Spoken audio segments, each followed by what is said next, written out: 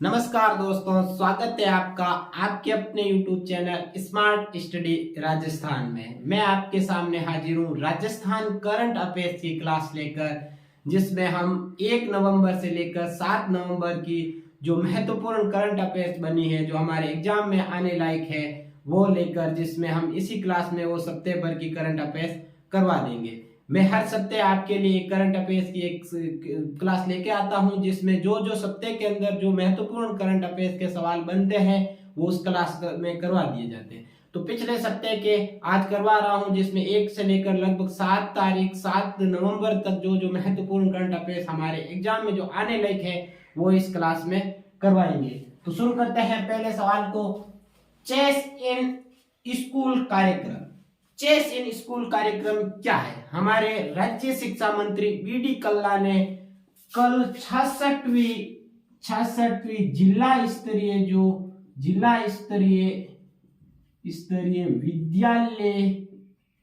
विद्यालय खेल प्रतियोगिता थी।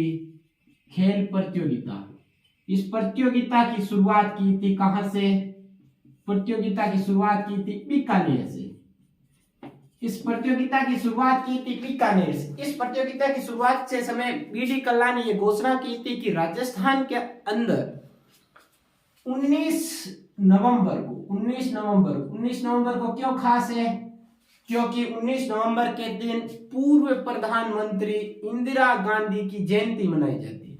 इस दिन किसकी शुरुआत होगी? इस दिन शुरुआत होगी अपने चेस इन स्कूल की। चेस क्या होता है? चेस होता है अपने चेस होता है, खेल का नाम है चेस, जो जिसे हम हिंदी में क्या कहते हैं? शतरंज। इस शतरंज खेल को बढ़ावा देने के लिए स्कूल स्तर पर इसकी शुरुआत की जाएगी, जिसकी शुरुआत कब होगी? शुरुआत होगी अपने 19 नवंबर 2022 को। 19 नवंबर 2022 को होगी। अब क्या होगा? इसमें जो राज्य के 60,000 प्लस सरकारी स्कूल है, सरकारी स्कूल में क्या खेला जाएगा? चेस शतरंज खेला जाएगा सरकारी स्कूलों में। अब सरकारी स्कूलों में क्या खेला जाएगा? शतरंज खेला जाएगा। तो इस कार्यक्रम का क्या नाम दे दिया? Chess in school. अब चेस इन स्कूल कब खेला जाएगा? तो चेस इन स्कूल खेला जाएगा अपने प्रत्येक महीने का तीसरा शनिवार।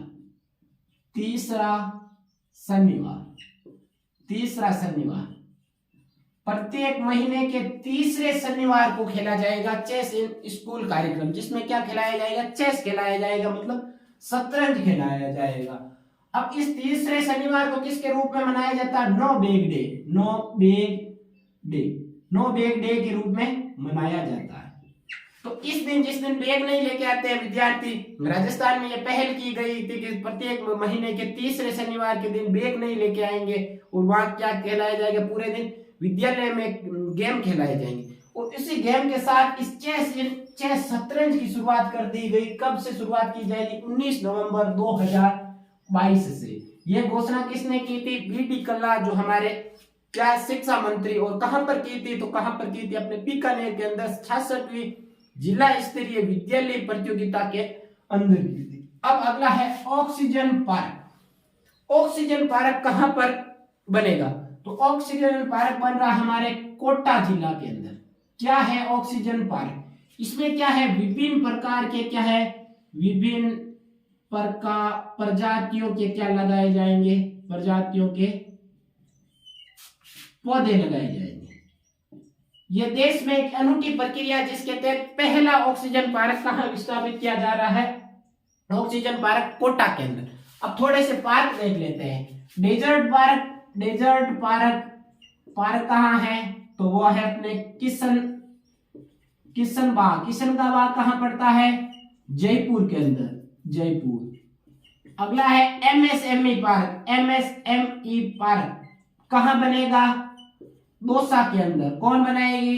केंद्र सरकार के बजट घोषणा के अंदर एमएसएमई पार्क कहां बनेगा? दौसा के अंदर। बर्ड पार्क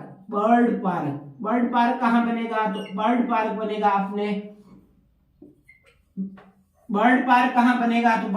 बनेगा अपने उदयपुर के अंदर। यह है अपने क्या है?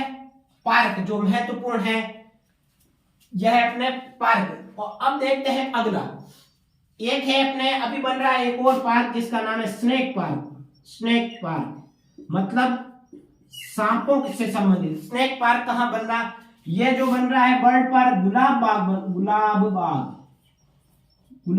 के अंदर। गुलाब बाग कहां पड़ता है, उदयपुर के अंदर। और स्नेक पार्क भी कहां बन रहा है, कोटा के अंदर। कोटा के अंदर कहां क्या बन रहा है, स्नेक पार्क मतलब सांपों का पार्क। सांपों की सभी प्रजातियां एक ही जगह पर रखी जाएगी, कहां पर, कोटा के अंदर। तो स्नेक पार्क कहां बन रहा है, कोटा के अंदर। यह हो गया अपने पार्क। तो ऑक्सीजन पार्क कहां बनेगा, तो ऑक्सीजन पार्क बनेगा, याद रखना अपने, किस जगह पर, कोटा में, जिसमें क्या रखा, अलग अलग प्रकार की, विभिन्न प्रकार की प्रजातियों के हैं पौधे लगाए जाएंगे। अगला है 2021-22 में राजस्थान में लिंगानुपात। अभी क्या होते हैं, हर साल लिंगानुपात जारी किए। ये जनगणना के लिंगानुपात नहीं है, लेकिन क्या होते हैं, हर साल लिंगानुपात जारी किए जाते हैं। जो हॉस्पिटल में बच्चे जन्मते हैं, उन बच्चों के जन्म के आधार पर यह शिशु लिंगानुपात निकाला जाता है। कौन सा लिंगानुपात है, शिशु लिंगानुपात। शिशु लिंगानुपात 2021-22 के अंदर, इस साल के अंदर राजस्थान में कितना है, 947। और 2011 की जनगणना के अंदर अनुसार कितना था, 888।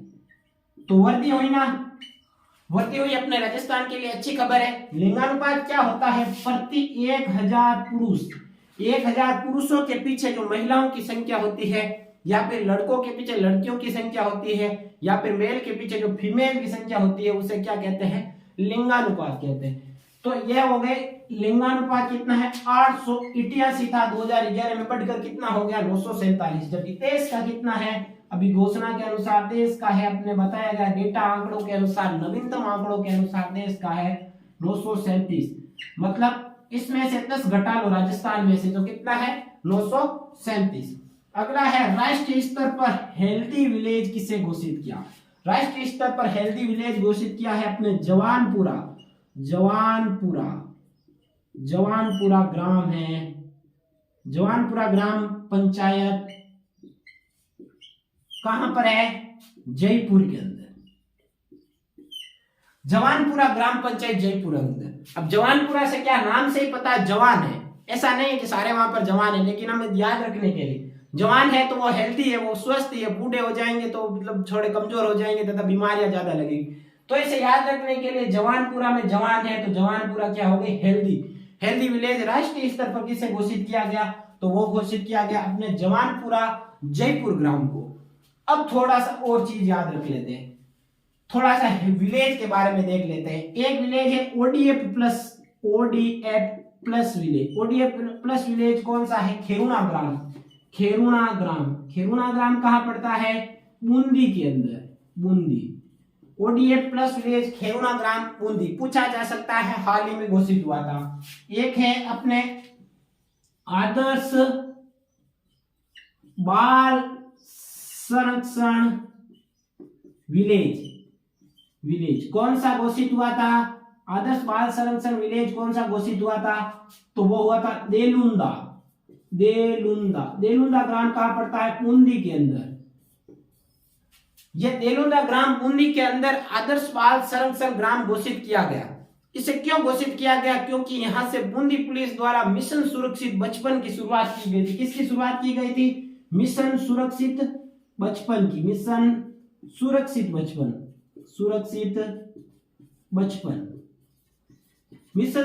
बचपन क्या है, इसके तहत जो बच्चियों के साथ हैवानियत होती है, उस हैवानियत को रोकने के लिए पुलिस द्वारा यहां पर इसकी शुरुआत की गई थी। तो मिशन सुरक्षित बचपन किस ग्राम से शुरुआत की गई, देलुंदा ग्राम से। इस कारण इस देलुंदा ग्राम को आदर्श बाल संरक्षित ग्राम घोषित किया गया। ये कहां पर है, बूंदी के अंदर है। और खेरुणा ग्राम कहां है, बूंदी के अंदर ही एक गांव है जिसका नाम है खेरुणा ग्राम, जो किस कारण चर्चित है, ओडीएफ प्लस मतलब खुले में शौच मुक्त है। अगला है अपने जवानपुरा गांव, क्यों चर्चा में, जवानपुरा गांव जयपुर के अंदर है। यहाँ हेल्थी विलेज घोषित किया गया। जवानपुरा में सभी क्या, जवान नाम से याद रह जाता है, तो इस कारण इसे हेल्थी विलेज, हेल्थी मतलब स्वस्थ विलेज। अगला है अक्टूबर 2022 में सर्वाधिक जीएसटी राजस्व प्राप्त हुआ। राजस्थान के अंदर सर्वाधिक जीएसटी राजस्व। पूछ लिया जाए जीएसटी कब लागू हुआ था, तो जीएसटी लागू हुआ था अपने 1 जुलाई 1 जुलाई 2017 को। समिति कौन सी थी? समिति थी अपने समिति थी विजय केलकर समिति। विजय केलकर समिति विजय केलकर समिति ने यह बताया था कि अब जीएसटी राजस्थान देश के अंदर लागू कर दी जाए, जिसके अंदर देश के अंदर तो जो सीजीएसटी जो सेंट्रल जीएसटी होती है तथा राज्य के अंदर अलग जीएसटी लगती है जिसका नाम है एसजीएसटी मतलब स्टेट जीएसटी लागू कर दी। अब जीएसटी लागू करने के बाद सबसे ज्यादा जो राजस्व कर प्राप्त होता है ये कर है। जीएसटी मतलब कर है। इस कर के द्वारा जो वस्तु है उस सेवा कर बोला जाता है इसे। तो इस कर के द्वारा जो कर मिलता है, राजस्व मिलता है गवर्नमेंट को जगह जगह से, मतलब जैसे कोई सीमा कर लगता है या फिर किसी वस्तु पर कर लगता है, इसके आधार पर जो कर मिला सबसे ज्यादा जो गवर्नमेंट को राजस्व मिलता है इसे, तो सबसे ज्यादा राजस्व कब मिला था? अक्टूबर 2022 में, मतलब लास्ट मंथ में जीएसटी लागू होने के बाद में सर्वाधिक क्या मिला? राजस्व मिला। कितना मिला? 3370.51 करोड़ मिला था एक महीने के अंदर। सर्वाधिक है जो क्या है? सर्वाधिक है। और सर्वाधिक अक्टूबर 2021 की तुलना में कितनी वृद्धि हुई थी? 33% वृद्धि हुई थी। किसमें? इसमें जीएसटी के अंदर। तो सर्वाधिक जीएसटी मिला था हमारे सीईटी के अंदर। इकोनॉमिक्स है राजस्थान की, तो यह सवाल पूछने की पूरी संभावना है, तो यह सवाल हमने पढ़ना जरूरी है। और राष्ट्रीय स्तर पर अक्टूबर 2022 में तो कितनी वृद्धि? 18% जीएसटी में हुई थी। और राज्य स्तर पर कितनी हुई? 10% वृद्धि हुई। तो यहां तक जो महत्वपूर्ण 5-6 क्वेश्चन हमने देख लिए। अब आगे देखते हैं जो महत्वपूर्ण क्वेश्चन है। अब आगे देखते हैं अगला सवाल क्या है? देश का पहला Rajendra Prasad award.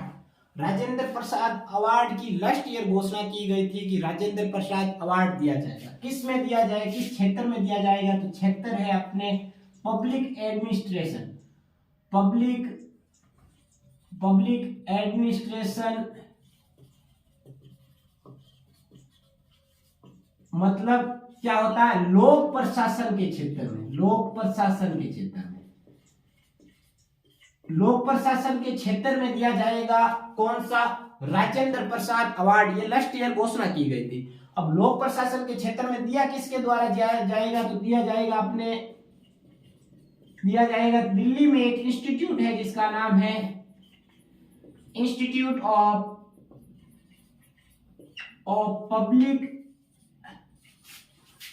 Public administration.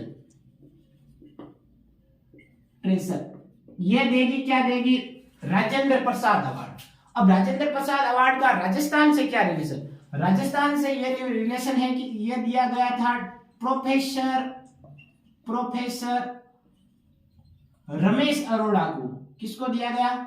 Ramesh Arora. और ये रमेश अरोड़ा कौन है? जो राजस्थान यूनिवर्सिटी आरयू के पूर्व में क्या थे? पूर्व प्रोफेसर थे। तो आरयू के पूर्व प्रोफेसर, राजस्थान यूनिवर्सिटी के पूर्व प्रोफेसर जिसका नाम है रमेश अरोड़ा, जिसको देश का पहला राजेंद्र प्रसाद अवार्ड दिया गया। पूछ लिया जाए राजेंद्र प्रसाद अवार्ड किस क्षेत्र में दिया जाता है? तो लोक प्रशासन के क्षेत्र में। किसके द्वारा दिया जाता है? दिल्ली में एक इंस्टीट्यूट ऑफ पब्लिक एडमिनिस्ट्रेशन द्वारा दिया जाता है।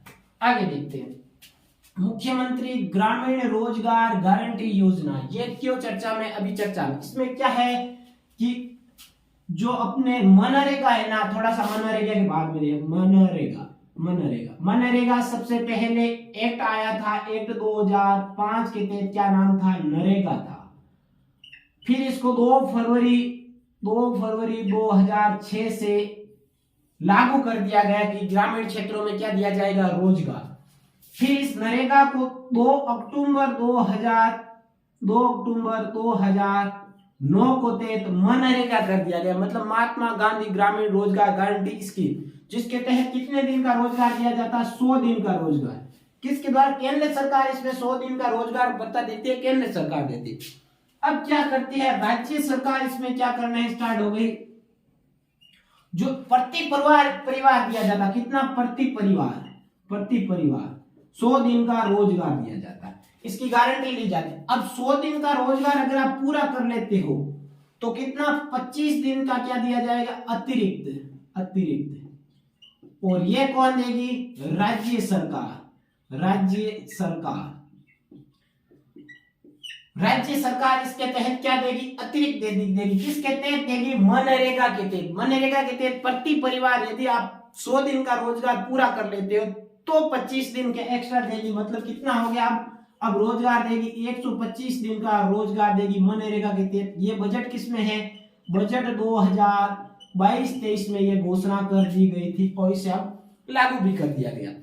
अगला देखते हैं, राजस्थान इंटरनेशनल एक्सपो। क्या है राजस्थान इंटरनेशनल एक्सपो, 11 से 13 मार्च 2023 के अंदर ये कहां आयोजित होगा, जोधपुर के अंदर, जिसे क्या कहते हैं, हैंडीक्राफ्ट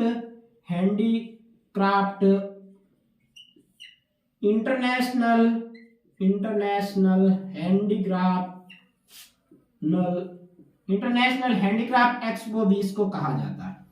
क्या होता है, इसके तहत जो विदेशी लोग या प्रदेश के सारे जो महत्वपूर्ण जो प्रमुख लोग आएंगे यहाँ पर, जो एक्सपो क्या करेंगे, इसके तहत क्या करेंगे, प्रदर्शनी की जाएगी। प्रदर्शनी मतलब अपने जो हैंडीक्राफ्ट, जो हस्तशिल्प बनाए गए उत्पाद है ना, जैसे दरिया हो गई, मतलब जो जूतियां हो गई, जो महत्वपूर्ण हो गए, जो हैंडीक्राफ्ट हमारे फेमस है राजस्थान के, उनको दिखाया जाएगा। जैसे ज्वेलरी हो गई, ज्वेलरी हस्तशिल्प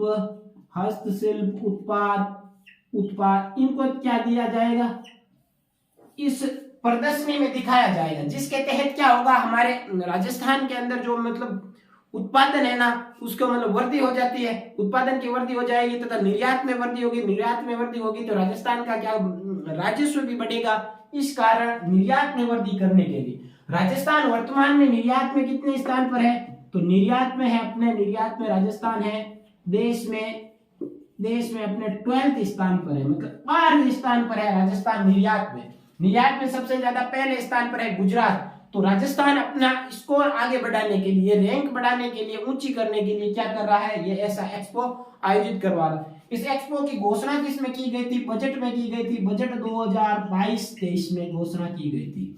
तो इस बजट पर अमल करने के लिए गवर्नमेंट तारीख भी घोषित कर चुकी है कि 11 से लेकर 13 मार्च 2023 को आयोजित होगा राजस्थान इंटरनेशनल एक्सपो, जो हमारे लिए महत्वपूर्ण है।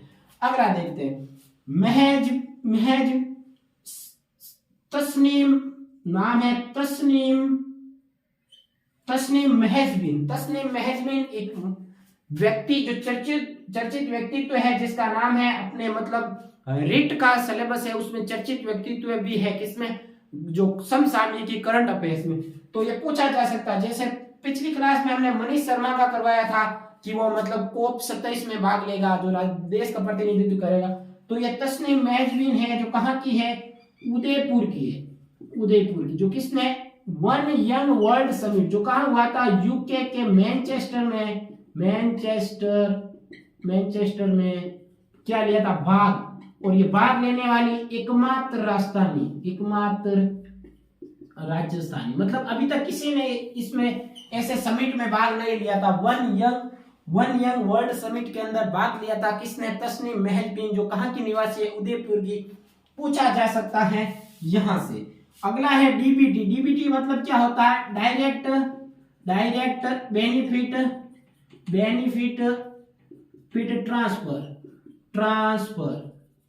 ट्रांसफर। डायरेक्ट बेनिफिट ट्रांसफर मतलब सीधा जो पैसे डाले जाते हैं खाते में, उसमें राजस्थान की रैंक कितनी है, तो रैंक है देश के अंदर 4थी रैंक है। पूछा जा सकता है, ये भी सवाल पूछा जाता है रैंक के बारे में। तो राजस्थान डीबीटी के अंदर कितने स्थान पर है, 4थे स्थान देश में। अब उपहार क्या है, उपहार जो अपने कॉन्फेड है ना, कॉन्फेड क्या है, कॉन्फेड एक सहकारी संस्था है। कॉन्फेड जो सहकारिता आंदोलन करवाऊंगा मैं आपको, जो सीटी के सिलेबस में है सहकारिता आंदोलन, उसमें कॉन्फेड करवाऊंगा। उस समय आप देख लेना, कॉन्फेड हो गए, राजफेड हो गए, ये करवाऊंगा। तो कॉन्फेड एक सहकारी संस्था है। कॉन्फेड जो अपने ई कॉमर्स होता है ना, ई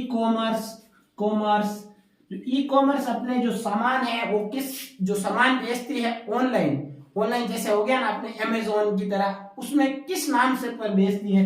तो ये नाम पर बेचती है जिसका नाम है उपहार के नाम पर।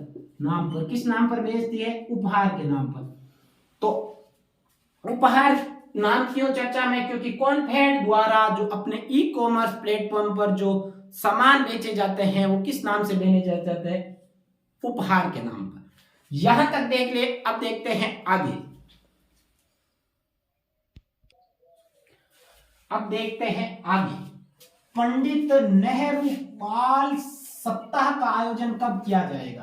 तो पंडित नेहरू की जयंती, पंडित जवाहरलाल नेहरू की जयंती कब मनाई जाती है? 14 नवंबर को। तो 14 नवंबर से सप्ताह मतलब 7 दिन के लिए, तो 14 नवंबर से 20 नवंबर तक आयोजन किसके द्वारा किया जाएगा? तो राजस्थान बाल साहित्य अकादमी द्वारा। राजस्थान बाल साहित्य अकादमी द्वारा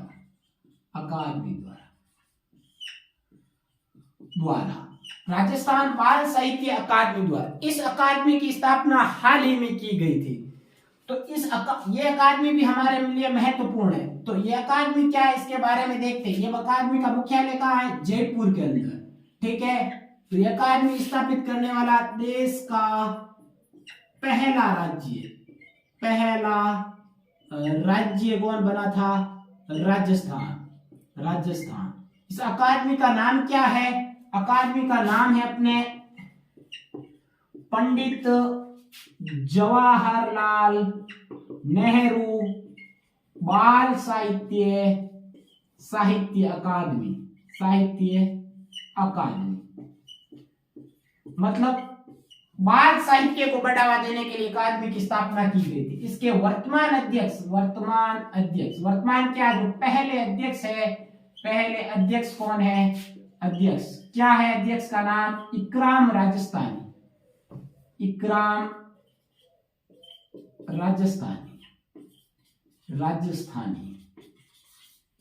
किस अकादमी के अध्यक्ष है? राजस्थान बाल साहित्य अकादमी, जिसकी स्थापना हाल ही में की गई थी। कहां की गई थी? जयपुर के अंदर। इसके द्वारा एक मतलब साहित्य सप्ताह का आयोजन करवाया जाएगा। किसका? जो कब से करवाया जाएगा? 14 नवंबर से 20 नवंबर तक। नाम क्या है? पंडित नेहरू बाल सप्ताह का आयोजन करवाया जाएगा।